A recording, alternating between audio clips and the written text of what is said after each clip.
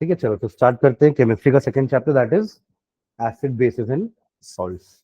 तो इस चैप्टर को अपन को 3 पार्ट में पढ़ना है। पहले एसिड्स क्या होते हैं अपन को ये देखना है, देन बेसिस एंड कुछ मतलब सॉल्ट होता क्या पहले वो देखेंगे, and then some common salts जो हम डे टू डे लाइफ में यूज करते हैं। ठीक है, तो एसिड्स बेसिकली होते क्या हैं? अगर मैं इसकी क्लासिकल डेफिनेशन में जाऊं तो एसिड्स वो होते हैं विच आर सोर इन टेस्ट, है ना। ये टेस्ट में कैसे होते हैं? खट्टे होते हैं, सोर इन टेस्ट होते हैं, प्लस नेचर इनका कोरोसिव होता है। कोरोसिव मतलब ये जला सकते हैं किसी भी सरफेस को जिससे ये कांटेक्ट में आएंगे। तो कोरोसिव इन नेचर, सोर इन टेस्ट, और थर्ड डेफिनेशन जो आती है, मतलब क्लासिकल डेफिनेशन का ही 3 पार्ट है कि it turns blue litmus paper into red. Blue litmus paper into red. ठीक है, इसको याद रखने के लिए अपन हिंदी वाला अनिल याद रख सकते हैं ना।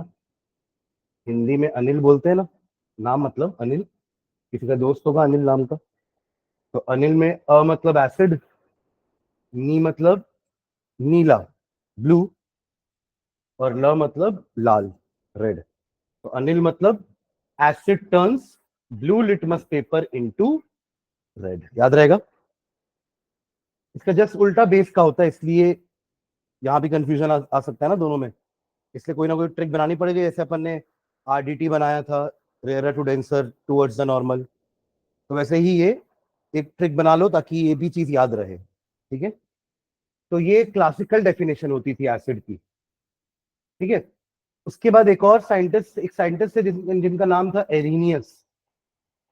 इन्होंने एसिड का नया डेफिनेशन दिया। इन्होंने कहा कि ऐसे सब्सटेंसेस जो एक्वस सॉल्यूशन में H पॉजिटिव आयंस लिबरेट करेंगे उनको हम कहेंगे एसिड। मतलब आप ये मान के चलिए कि हर एसिड में आपको H पॉजिटिव मिलेगा, जैसे कि HCl, hydrochloric acid, H2SO4, sulphuric acid, है ना, HNO3, नाइट्रिक एसिड, उसके बाद CH3COOH, acetic acid, H2CO3, H2CO3, carbonic acid. ये सब बने कैसे हैं? हमने एन आयंस का फॉर्मूला जो है किसके साथ बना दिया है? H पॉजिटिव के साथ बनाया है। जैसे अपन 9th में फॉर्मूला बनाना सीखते थे क्रिस क्रॉस करके, तो कैटायन कॉमन है कौन सा? H positive. अब बस एन आयन चेंज करते जाओ, आप Cl नेगेटिव एन आयन लो तो formula will be HCl, hydrochloric acid. आप SO4 2 नेगेटिव ले लो, सल्फेट आयन, तो फॉर्मूला विल बी H2SO4। आप NO3 नेगेटिव ले लो, nitrate ion, formula will be HNO3। आप एनायन ले लो, acetate ion, CH3COO1 negative, you'll get acetic acid. And आप ले लो कार्बोनेट, H पॉजिटिव, फॉर्मूला क्या बनेगा? H2CO3। समझ रहे हैं? तो ऐसे हम किसी भी एनायन को लेकर के H पॉजिटिव के साथ फॉर्मूला बनाएंगे तो हमें क्या मिलेगा? एसिड मिलता जाएगा। समझ रहे हैं क्या? यहीं से डेफिनेशन आई है कि अब अगर आप किसी भी एसिड को वाटर में ऐड करोगे ना, या वाटर के साथ रखोगे, देखो एसिड बिना पानी के एसिड नहीं होता। क्यों? क्योंकि पानी में जाने के बाद ही HCl जो है, पानी में जाने के बाद ही H पॉजिटिव आयंस और अपने नेगेटिव आयन में ब्रेक होता है, पानी में जाने के बाद ही। And this is responsible for acidic nature, H positive.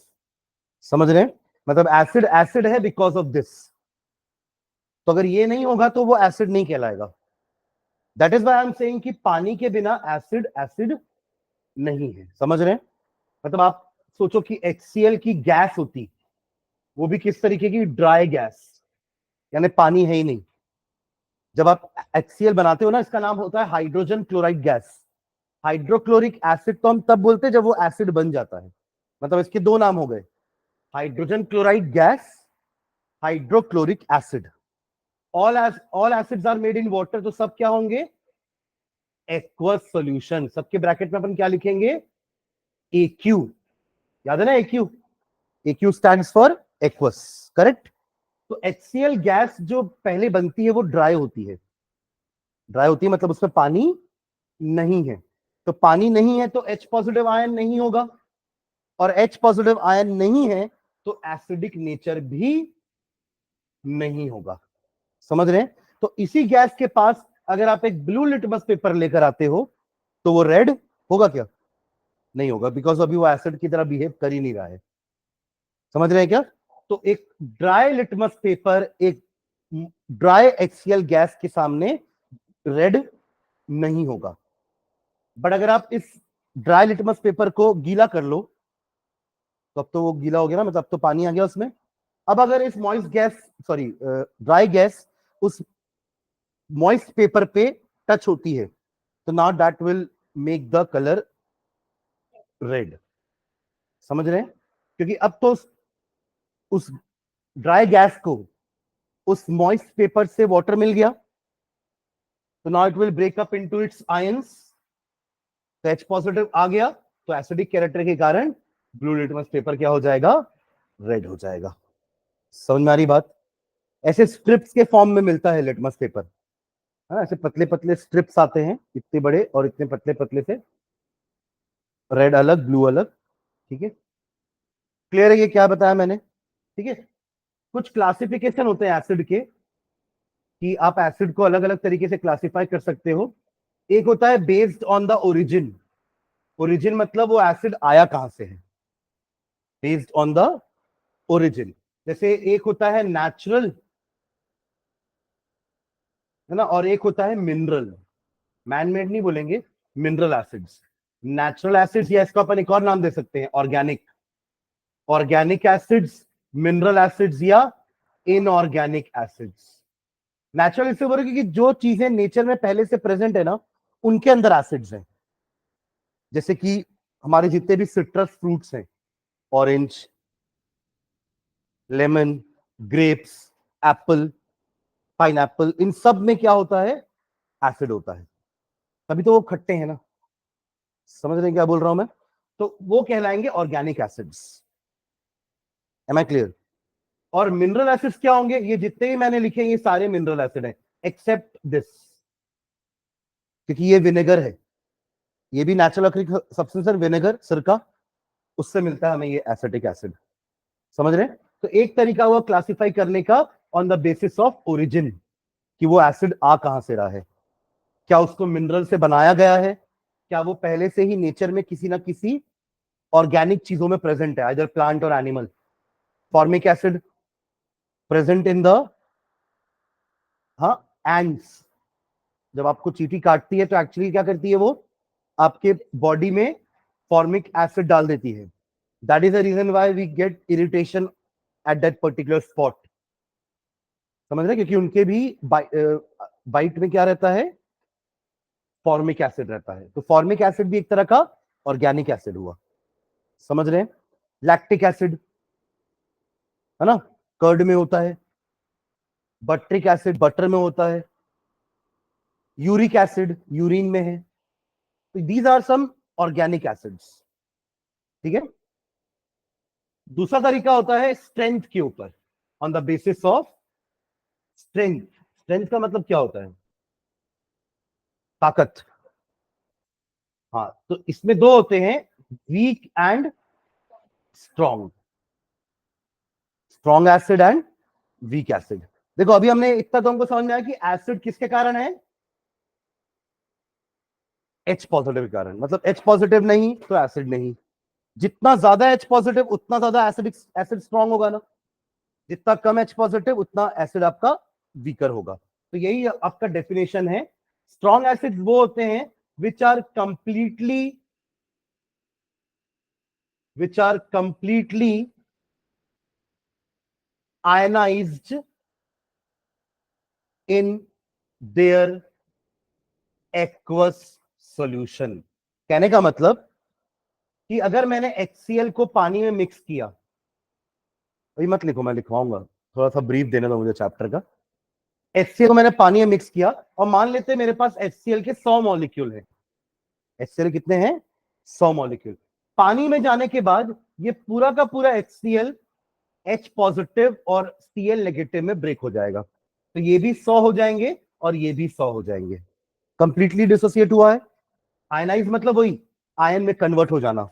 इसी को अपन आयनाइजेशन को डिसोसिएशन भी बोल सकते हैं, यानी कि अपने आयंस में डिसोसिएट हो रहा है। डिसोसिएशन का मतलब होता है अलग होना, और एसोसिएट का मतलब होता है जुड़ना। दो अलग अलग चीजें ना, ऑपोजिट वर्ड्स हैं। एसोसिएशन का ऑपोजिट क्या होता है? डिसोसिएशन। तो यहां पे एसिड अपने आयंस में क्या हो रहा है? डिसोसिएट हो रहा है। तो अगर वो कंप्लीटली डिसोसिएट होता है तो सारे के सारे एसिड के मॉलिक्यूल आयंस में कन्वर्ट हो जाएंगे। तो इस टाइप के एसिड को हम क्या बोलेंगे? स्ट्रॉन्ग, क्योंकि इसके अंदर बहुत सारे H पॉजिटिव आयंस हैं। और वही एक और एसिड होता है जिसको अपन वीक एसिड बोल रहे हैं, जैसे कि इसका बेस्ट एग्जांपल है एसिटिक एसिड। इसको तो हम खाते भी हैं, वीक है तभी तो खा रहे हैं। Plus H2O gives you CH3COO negative plus H positive. Correct. अब अगर ये इसके मैंने 100 मॉलिक्यूल लिए होंगे ना, तो ये हो सकता है सिर्फ 10 ही मॉलिक्यूल ब्रेक हुए होंगे अपने आयंस में, बाकी अपने आयंस में ब्रेक नहीं होते हैं। इसलिए इनको क्या बोलेंगे हम? वीक एसिड, क्योंकि इनके पास H पॉजिटिव क्या है? कम है, that is why they are weak. And H positive ज्यादा है तो दे आर स्ट्रॉन्ग। जितना ज्यादा H पॉजिटिव आयन उतना ज्यादा एसिड स्ट्रॉन्ग होगा, एंड वाइस वर्सा, उतना ही वीक हो जाएगा। समझ रहे हैं? क्लियर है ये? एक और क्राइटेरिया होता है बेस्ड ऑन द कंसंट्रेशन। देखो, है तो ये एक तरह का सॉल्यूशन जहां आपने एसिड को पानी के साथ मिक्स किया है। रिएक्ट नहीं कर रहे हैं, दोनों मिक्स हुए हैं बस। HCl is not reacting with water, है ना, वो बस मिक्स हुआ है इसके साथ। तो कंसंट्रेशन, हमें सॉल्यूशन पता है कि दो टाइप, मतलब दो चीजों से मिलकर बना होता है ना, सॉल्यूट एंड सॉल्वेंट। तो एसिड में acid is the solute and water is the solvent. मतलब अगर HCl लिखता हूं तो HCl में HCl is what? Solute, and water is solvent. तो आप ये बोल सकते हो कि every acid is made in water only. सब एसिड के लिए सॉल्वेंट कौन है? पानी। ठीक है। तो उसके बेसिस में दो टाइप के एसिड होते हैं, डाइल्यूट एंड कॉन्सेंट्रेटेड। कॉन्सेंट्रेटेड मतलब जिसमें एसिड बहुत ज्यादा है, सॉल्यूट बहुत ज्यादा है, उसमें पानी ऐड कर दो तो वो डाइल्यूट हो जाएगा। समझ रहे हैं? जैसे अगर आपके पास एक गिलास शक्कर का पानी है, वो बहुत मीठा हो गया है, बहुत ज्यादा मीठा हो गया है, तो वो कंसंट्रेटेड कहलाएगा। अब उसको डाइल्यूट करना है, कम मीठा करना है, तो आप क्या करोगे? पानी ऐड करोगे। शक्कर तो और निकाल नहीं सकते वापस, क्योंकि वो तो डिसॉल्व हो चुकी है। तो एक ही तरीका है, पानी और ऐड कर दो, उससे उसका जो मिठास है, जो शुगर का कंसंट्रेशन है, वो कम हो जाएगा। तो वही अपन कंसंट्रेटेड एसिड में पानी को मिक्स करके अपन क्या कर देते हैं? उसको डाइल्यूट कर देते हैं। क्लियर है? And last classification based on number of H positive ions. तो एक होता है मोनोबेसिक एसिड, दूसरा होता है डाइबेसिक एसिड, तीसरा ट्राइबेसिक एसिड। इसका क्या मतलब हुआ समझना? आप जैसे देखो, अभी अपन ने क्या क्या एसिड देखे थे? HCl, HNO3, H2SO4, CH3COOH। एक फॉस्फेट आयन याद है आपको? फॉस्फेट आयन कैसा था? फॉस्फेट आयन PO4 का 3 नेगेटिव। तो इससे क्या बनेगा? एसिड का नाम बता सकते हो? जैसे कार्बोनेट से कार्बोनिक एसिड बना, सल्फेट से सल्फ्यूरिक एसिड बना, नाइट्रेट से नाइट्रिक एसिड बना, तो फॉस्फेट से फॉस्फोरिक एसिड क्या बनेगा? तो उसका फॉर्मूला क्या हो जाएगा? H3PO4। तो H3PO4, आप ध्यान से देखना कि ये वो एसिड्स हैं जिनको जब पानी में मिक्स कर रहे थे तो सिर्फ एक ही H पॉजिटिव निकल रहा था, एक मॉलिक्यूल से एक ही निकल रहा था। यानी कि कहने का मतलब है कि उस मॉलिक्यूल में कितने H आयनाइजेबल हैं? एक मॉलिक्यूल में, एक मॉलिक्यूल में HCl के एक मॉलिक्यूल में तो एक ही H है ना, तो एक ही निकलेगा, दो कहां से आ जाएगा? जब HCl में है ही एक H, तो दो कहां से आ जाएगा? तो इस टाइप के एसिड को हम कहते हैं मोनोबेसिक। अब मोनो के बाद बेसिक वर्ड क्यों लगा दिए? क्योंकि बेस तो अलग चीज है ना, बेस तो इसका अपोजिट चीज है। ये खट्टा है तो वो नमकीन है, बिटर इन टेस्ट है ना, ये उसका ऑपोजिट है। तो एसिड को एक्चुअली अपन बेस को न्यूट्रलाइज करने के लिए यूज करते हैं, या बेस को एसिड को न्यूट्रलाइज करने के लिए यूज करते हैं। दोनों एक दूसरे को क्या करते हैं, न्यूट्रलाइज कर। अभी जो मैंने आपको एंट वाला एग्जांपल दिया ना, कि एंट के स्टिंग में क्या होता है, फॉर्मिक एसिड होता है। तो आपको इरिटेशन हुई, तब आप क्या करोगे, आप साबुन से हाथ को धो लोगे, क्योंकि साबुन में बेस होता है। साबुन में क्या है, बेस है। तो वो बेस क्या करेगा, आपके उस फॉर्मिक एसिड को न्यूट्रलाइज कर देगा, so that you can feel comfortable. आपको वो इचिंग होना बंद हो जाएगी। समझ रहे मैं क्या बोल रहा हूं। तो कोई भी एसिड को न्यूट्रलाइज कर रहा है तो क्या करेंगे, बेस डालेंगे। ये तो अपन ने उसमें भी पढ़ा ना, डाइजेस्टिव सिस्टम में भी, कि माउथ का पीएच बेसिक था। जब खाना अंदर गया तो एसिड ने उसको एसिडिक मीडियम में लेके चला गया, फिर बाइल जूस उसको फिर से बेसिक मीडियम में कर दिया। तो ऐसे 3 बार आपका पीएच चेंज हो रहा है खाने का। समझ रहे हैं, पीएच अभी पढ़ेंगे अपन पीएच क्या होता है, बट उसका नेचर चेंज हो रहा है। पहले बेसिक था, फिर एसिडिक हुआ, फिर बेसिक हो गया। पहले सलाइवा ने उसको बेसिक किया, HCl ने उसको एसिडिक कर दिया, बाइल जूस ने उसको फिर से बेसिक कर दिया। समझ रहे हैं। तो मोनो बेसिक क्यों यूज किए हैं, क्योंकि अगर आपने HCl को लिया जो कि एक मोनो बेसिक एसिड है, वो एक ही बेस के मॉलिक्यूल को न्यूट्रलाइज कर पाएगा। आप सोचोगे कि एक HCl मॉलिक्यूल 2 NaOH को न्यूट्रलाइज कर दे, तो ये नहीं हो पाएगा। इसका रिएक्शन याद है आपको, neutralisation reaction, acid plus base gives salt plus water. तो आपने देखा यहां पर इस रिएक्शन के अकॉर्डिंग एक मॉलिक्यूल NaOH को एक ही मॉलिक्यूल HCl क्या कर पाया, न्यूट्रलाइज कर पाया। इसलिए नाम पड़ा मोनोबेसिक, क्योंकि एक ही बेस को वो मॉलिक्यूल, एक ही बेस के मॉलिक्यूल को एक HCl न्यूट्रलाइज कर सकता है, क्योंकि उसके पास निकला ही एक H है ना। तो एक H एक OH क्या मिलके क्या बनाएगा, पानी बना लेगा। खत्म, उसके पास एक H था, एक ही था ना, एक मॉलिक्यूल की बात कर रहे हैं अपन, we are not talking about many molecules. अगर 100 मॉलिक्यूल होगा तो 100 H आएगा, यानी कि पर मॉलिक्यूल एक ही H निकल रहा है ना। तो इसलिए मोनोबेसिक। और बेसिक क्यों वर्ड यूज किए, क्यों मोनो एसिडिक क्यों नहीं बोले, तो मोनोबेसिक इसलिए क्योंकि उस एसिड से अपन एक ही बेस के मॉलिक्यूल को न्यूट्रलाइज कर सकते हैं। In the same way dibasic कौन सा हो जाएगा, H2SO4। जब आप इसको ब्रेक करोगे पानी के साथ, तो 2 H पॉजिटिव मिलेगा आपको, प्लस SO4 का 2 ने, तब तो बैलेंस कर पाओगे ना। समझ रहे हैं, देखिए यहां पे आपको दिख ही रहा है 2, तो ये 2, इसके पास 2 आयनाइजेबल H पॉजिटिव आयंस हैं। इट हैज गॉट 2 आयनाइजेबल, मतलब जो आयनाइज होंगे। There are 2 ionisable H positive ions. आपको देख के ऐसा लग रहा है कि CH3COOH में तो 4 हाइड्रोजन दिख रहे हैं ना, दिख रहे हैं कि नहीं, 4 हाइड्रोजन। बट इसकी जो बॉन्डिंग होती है ना, उसमें सिर्फ O के साथ जो H है ना वो ही निकलता है बाहर। बाकी इनकी जो बॉन्डिंग है ना कार्बन के साथ है, और कार्बन की जो बॉन्डिंग होती है H के साथ वो स्ट्रॉन्ग होती है। ये एक्चुअली बॉन्ड ऐसा है इसका। This is the expanded form of acetic acid. जो एसिटिक एसिड आपको दिख रहा है ना, CH3COH, ये बॉन्ड कुछ ऐसे बनाता है। अभी अपन बॉन्ड नहीं पढ़े हैं, इसलिए भी इतना समझने की जरूरत नहीं, बस इतना याद रखिए कि एसिटिक एसिड भी एक मोनोबेसिक एसिड है। सिर्फ यही वाला H बाहर आ सकता है, ये जो कार्बन से लगे हुए H है ये बाहर नहीं आ सकते। ठीक है, इसलिए ये भी किस एग्जाम्पल में आएगा, मोनोबेसिक के एग्जाम्पल। ये ऊपर जो मैंने तीनों लिखे हैं ये क्या है, मोनोबेसिक। नीचे वाला क्या है, डाइबेसिक। और ये क्या है, ट्राइबेसिक। समझ में आ रहा है। तो जब हम बेस का क्लासिफिकेशन करेंगे ना, बेस को भी तो क्लासिफाई करेंगे, तो वहां हम एसिडिक वर्ड यूज करेंगे, mono acidic base, di acidic base, tri acidic base and so on. समझ में आ रही बात। वहां क्यों बेस एसिड यूज कर रहे हैं, क्योंकि एक बेस का मॉलिक्यूल एक ही बेस को, हाँ, एक ही एसिड को न्यूट्रलाइज कर पाएगा, तो मोनो एसिडिक बेस। तो bases are monoacidic, diacidic या triacidic, and acids are monobasic, dibasic या ट्राइबेसिक। समझ में आ रही बात।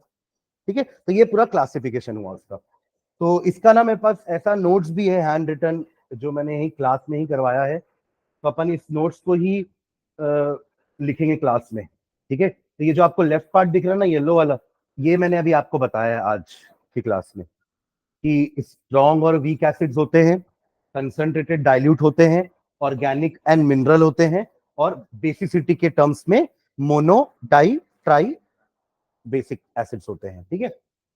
और ये जो पार्ट है ये वीक, ये बेस का है classification, strong base, weak base, mono acidic base, di acidic base, tri acidic base, ठीक है। तो एसिड वाला जो फर्स्ट पार्ट का नोट्स है ना वो इसमें नहीं है, तो ये जो मैंने अभी तक जो पढ़ा है मैंने आपको आज की क्लास में, उसका नोट्स हम अभी लिखेंगे डिक्टेट करवा के, उसके बाद से नोट्स है इसमें पूरा, जो बेस का क्लासिफिकेशन है ना, वो सब है इसमें, ठीक है। चलो हेड डालें, एसिड्स, बेसिस एंड सॉल्ट।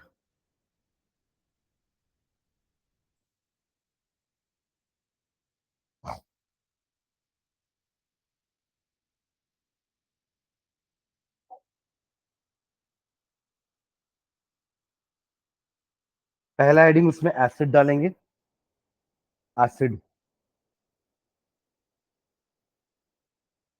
हाँ लिखना है इसमें हाइफन डाल के एसिड में, acids are substances, acids are substances, acids are substances which have sour taste, which have sour taste, which have sour taste, SOUR है ना, खट्टा, sour taste, and turn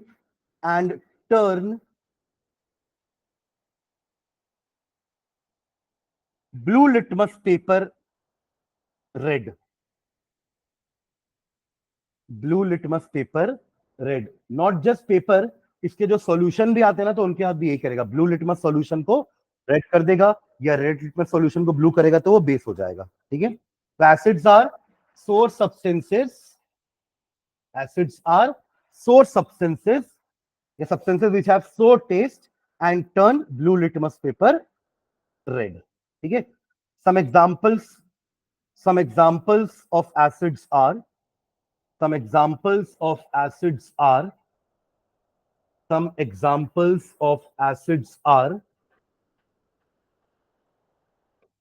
हाँ नाम लिख के फॉर्मूला लिखेंगे, है ना, पहला नीचे नाम लिखना, hydrochloric acid, hydrochloric acid, hydrochloric acid, hyphen डाल के HCl, फॉर्मूला है इसका HCl, ठीक है। सेकेंड लिखेंगे सल्फ्यूरिक एसिड, हाइड्रोक्लोरिक एसिड के बाद second is sulphuric acid, bracket में फॉर्मूला हो जाएगा H2SO4, sulphuric acid.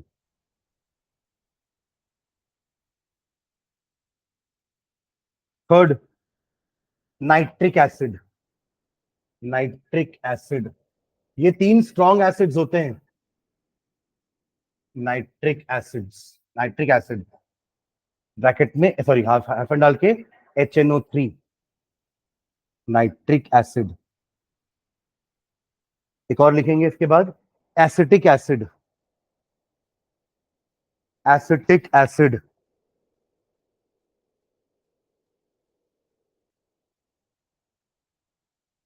Formula CH3COOH, CH3COOH।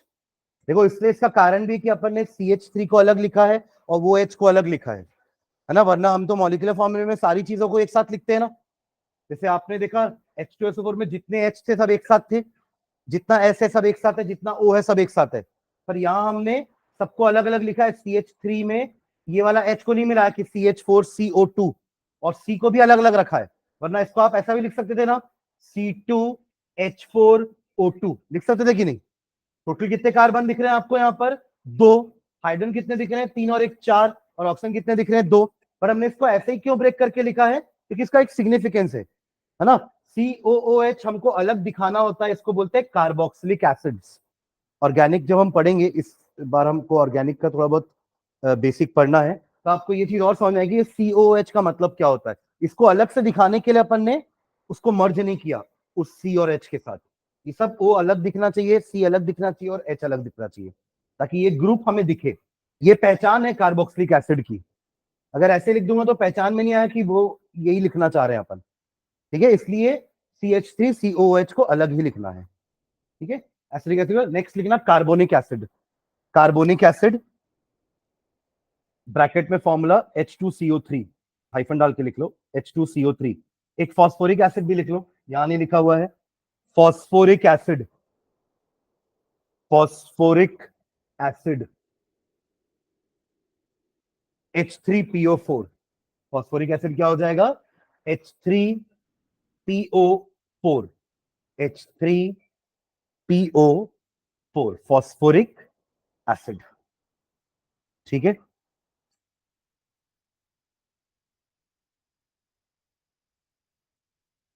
Base का भी फॉर्मूला, बेस का भी डेफिनेशन लिखते हैं। चलिए हेड डालेगा next, base. Base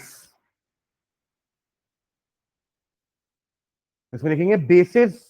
basis are substances, bases are substances, bases are substances. अब वहां लिखे थे विच हैव सोर टेस्ट, है ना, तो यहां लिखेंगे which have bitter taste, which have bitter taste, which have bitter taste and सोपी टच, एंड सोपी साबुन जैसा चिकना, एंड सोपी touch and turns, and turns क्या हो जाएगा आगे? Red litmus paper into blue, red litmus paper into blue,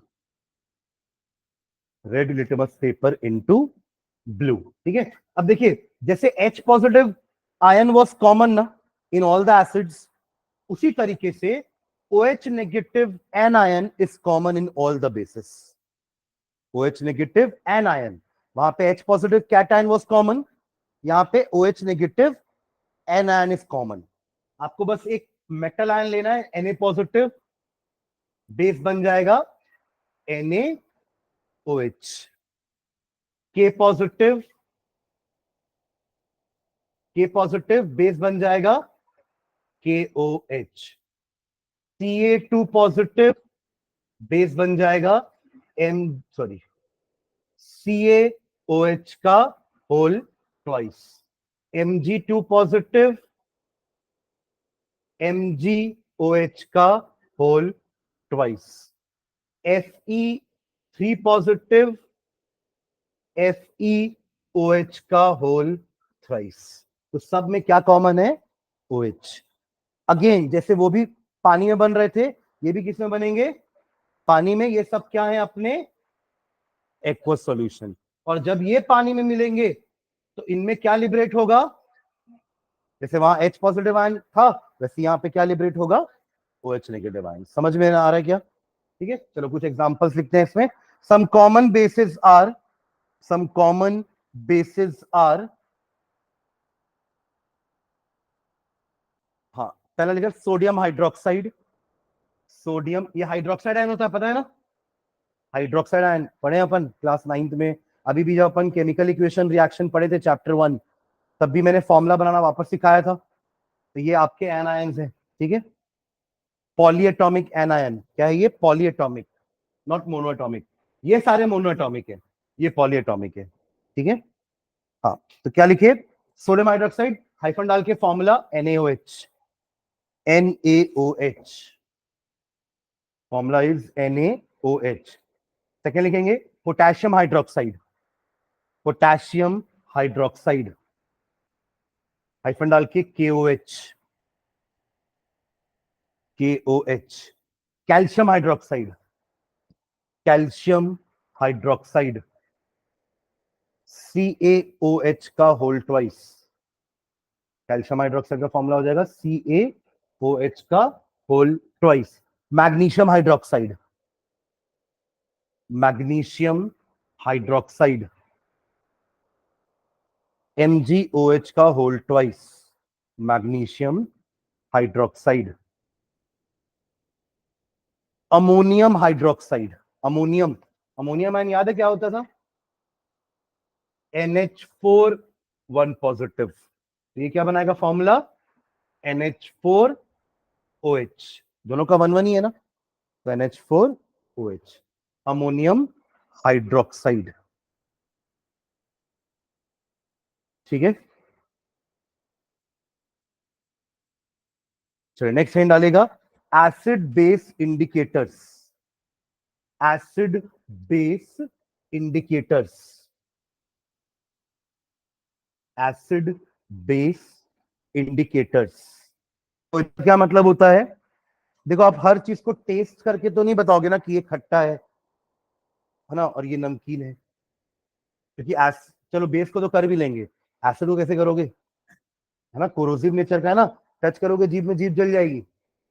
तो इसलिए आपको टेस्ट करके टेस्ट नहीं करना है कि ये एसिड है कि बेस है। तो देयर आर सम इंडिकेटर, जिसमें एक तो अपन लिख चुके हैं, कौन सा? Litmus. Litmus is a kind of indicator. नाम देखो, नाम से समझ में आ रहा है, इंडिकेटर का मतलब क्या है? ये इंडिकेट करेगा कि whether that substance is acid और बेस। देखिए दिखने में ना सब क्लियर सॉल्यूशन दिखते हैं। आप कभी केमिस्ट्री लैब में जाना अपने स्कूल में, वहां रैक्स बने होंगे, रैक्स में कांच की बोतलों में एसिड और बेस स्टोर्ड होगा, रखा होगा। तो उसमें देखना सब दिखने में ट्रांसपेरेंट लिक्विड दिखेंगे, जैसे पानी दिख रहा है। तो फिर ऐसे में अपन कैसे पहचानेंगे कि ये NaOH है, या ये एसिड है, या ये बेस है? तो उनके लिए हमारे होते हैं इंडिकेटर्स। ठीक है, तो इंडिकेटर्स, जाओ मुंह धो के आओ। तो इंडिकेटर्स क्या होते हैं? ये वो सब्सटेंसेस हैं जो हमें बताएंगे कि पर्टिकुलर सब्सटेंस इज एसिड और बेस। जैसे हमने देखा लिटमस का। तो litmus is not the only indicators ना, और भी इंडिकेटर्स होते हैं। और इंडिकेटर्स कुछ टाइप के भी होते हैं, जैसे कि एक होते हैं विजुअल इंडिकेटर्स। विजुअल मतलब ऑडियो विजुअल, विजुअल, विजुअल मतलब दिखना, जो आप देख के बता पाओगे, है ना। मतलब लिटमस को आप देख के ही बता पाओगे ना कि ब्लू से रेड हुआ कि नहीं, कि रेड से ब्लू हुआ कि नहीं। सुन के तो नहीं बता दोगे कि ब्लू से रेड हुआ, सुन के हाँ ये रेड कलर का सुंग है, नहीं बता पाओगे ना। तो ये विजुअल इंडिकेटर्स है जिसको हम देख के ही बता सकते हैं। इसके अलावा हाँ, हाँ, turmeric is also a visual indicator, जो आप क्लास 8 में पढ़ते थे, चाइना रोज, टर्मरिक। उसके अलावा दो और होते हैं जो आप 8 में नहीं पढ़ते थे, इस बार पढ़ेंगे। वो होता है मिथिल ऑरेंज एंड फिनोफ्थलीन।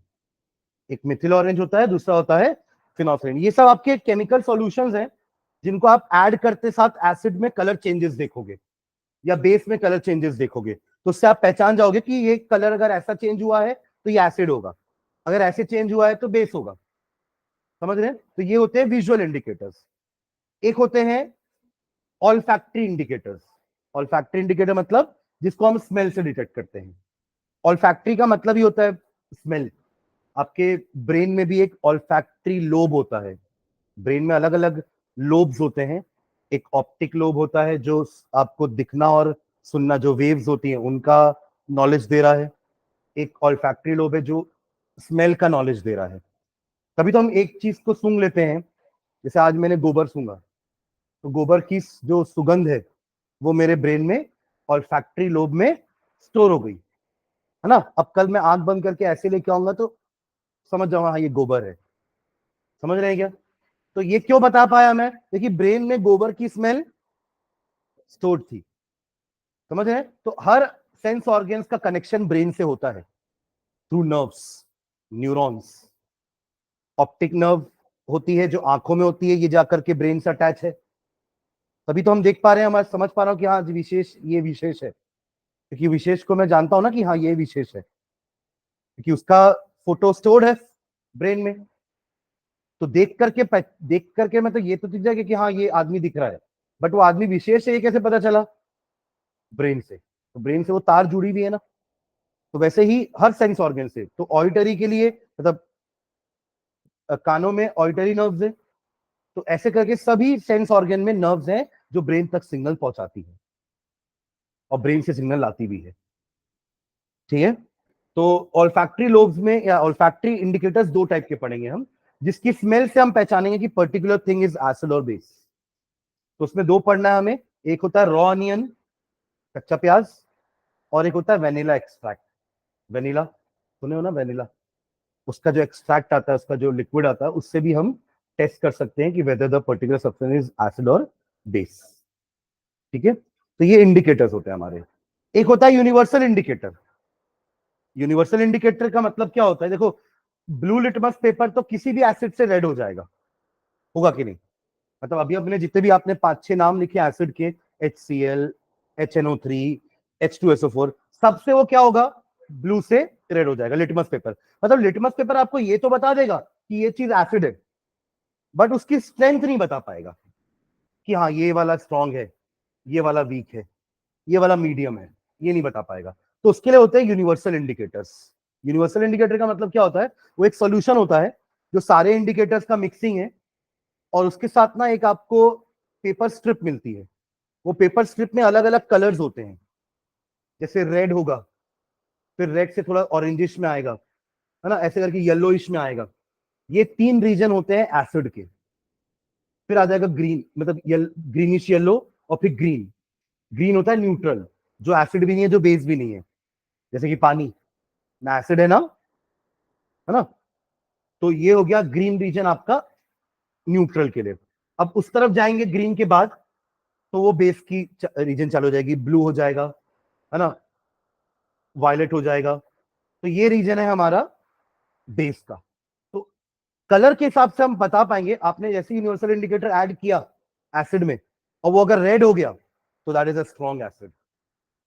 थोड़ा ऑरेंजिश हुआ तो मॉडरेट, और एकदम येलोइश में आ गया तो, ग्रीनिश येलोइश में आ गया तो वीक एसिड। तो ये इंडिकेटर क्या हुआ, है ना, एसिड है ये भी बता रहा है, पर एसिड की स्ट्रेंथ भी बता रहा है कि वीक है कि स्ट्रॉन्ग है कि मॉडरेट है।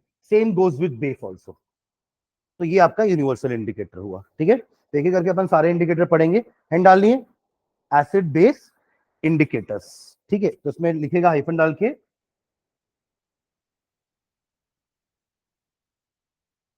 these are the substances, these are the substances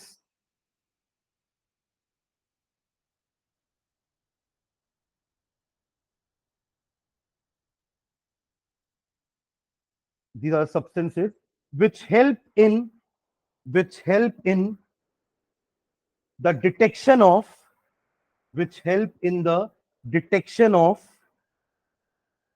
acid and base, acid and base,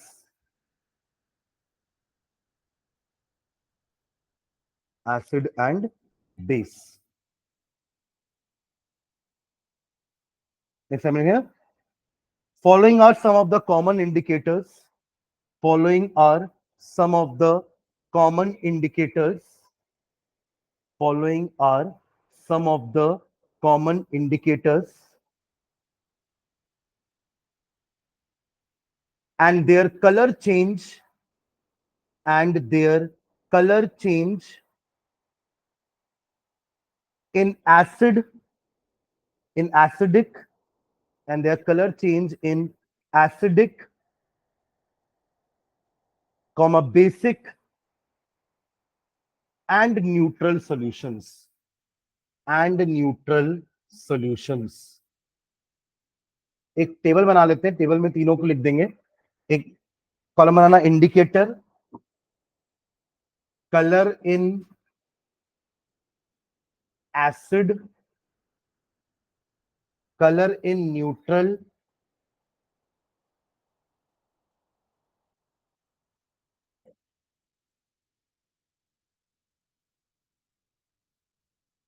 and color in basic solution.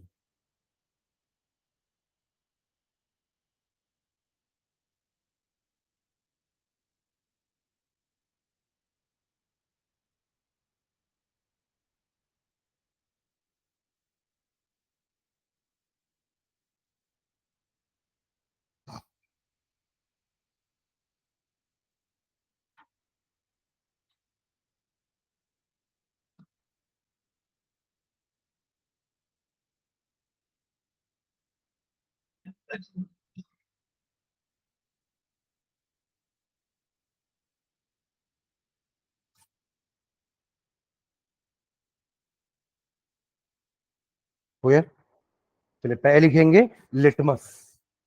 ये लिटमस सॉल्यूशन का लिख रहा हूं, ठीक है, पेपर का नहीं लिख रहा हूं।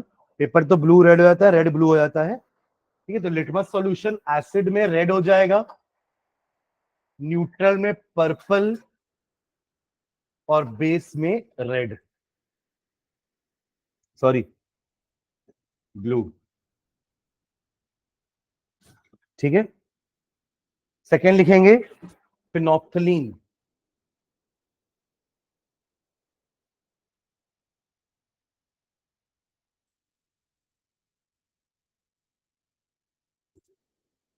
फिनोप्थलीन ये बाय डिफॉल्ट ना कलरलेस होता है। फिनोप्थलीन बाय डिफॉल्ट कैसा होता है? कलरलेस।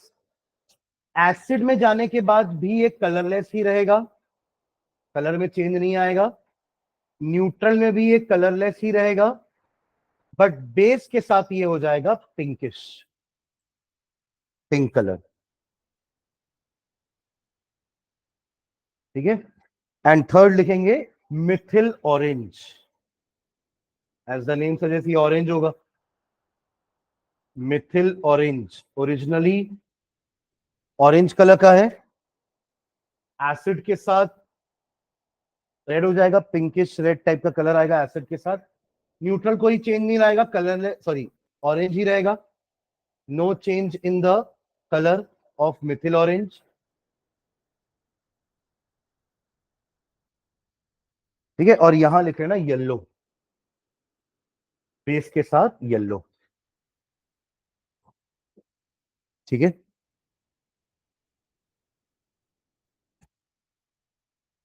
नेक्स्ट टाइम में लिखना। हो गया, कंप्लीट हो गया ये।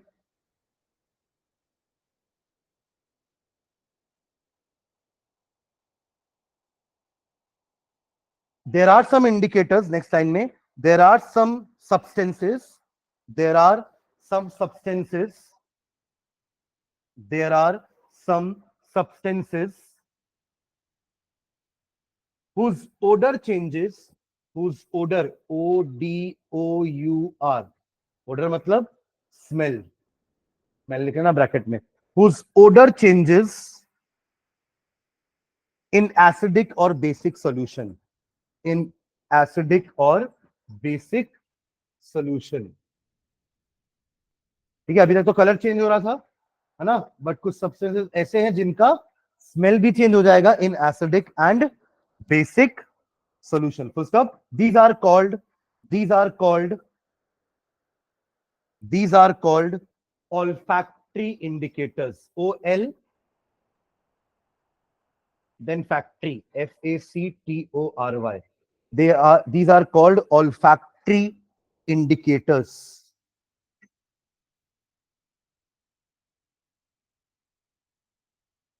एग्जाम्पल लिखना, रॉ अनियन, एग्जाम्पल में रॉ अनियन, एंड सेकेंड लिखना वेनिला एक्सट्रैक्ट।